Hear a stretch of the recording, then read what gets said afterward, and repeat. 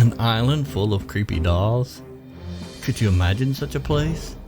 With all of those eyes following you as you walk past? Would you want to go to a place like this? And does it actually exist? And that's what we'll talk about today on Storifide.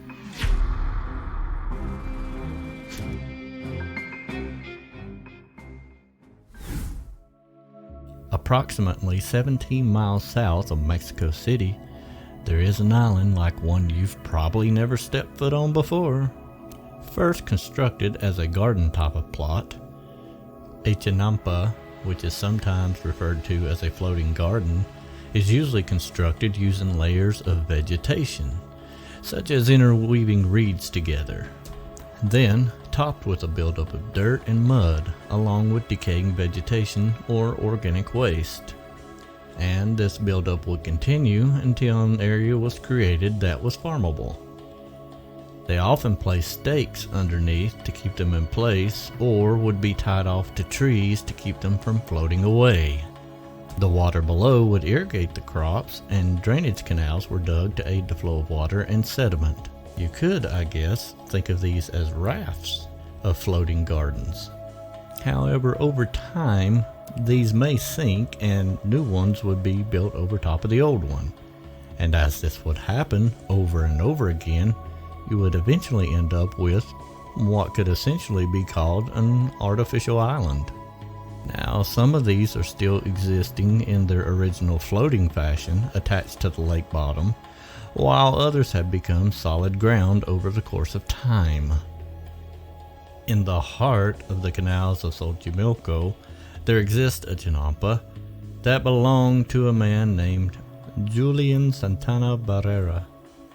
And on this island, you would find a few huts and, well, probably over thousands of decaying dolls. This island is known as the Island of the Dolls. Now, the stories say that Julian found a young girl who had drowned and went on to be haunted by her. He claimed to have heard the girl screaming from beyond the grave, "I want my doll!" And supposedly, close to where he had found the girl, he found a doll. He would then go on to hang the doll up in a tree in an attempt to appease the young girl's spirits.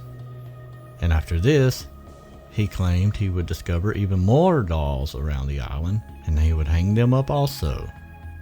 Eventually, he had stated that the dolls were there to keep away evil spirits and to help with the harvest in his gardens. When his crops would fail, he would place more dolls around the island in an effort to appease and protect himself from the spirits. Some of the dolls were whole and intact, some were just parts and pieces of dolls, and with different levels of disrepair and decay, it becomes a chilling scene.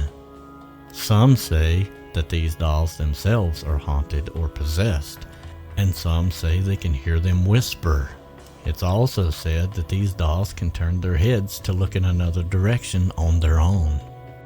Now, some say that Julian made up the story about the little girl while living in isolation on the island, and that he never actually found a little girl who had drowned.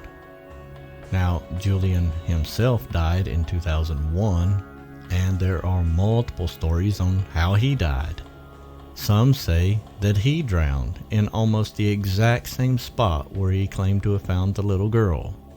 Others say that the dolls came alive and killed him. And some say he died of a heart attack. Now, I don't know which version is true, but I do know that the dolls are still on the island and they're accessible by boat. It has become a tourist attraction where visitors sometimes bring even more dolls to hang up around the island. Have you ever been there before and saw these dolls for yourself? If so, drop a comment down below and tell us your experience. And if you haven't been there, do you plan on going? Let us know in the comments below. And if you like this type of content, would you let us know by hitting the like button? And if you're not subscribed already, we would love for you to subscribe to the channel and hit that notification bell so you can be notified when we upload new content. Thanks for watching, and we'll see you in the next one.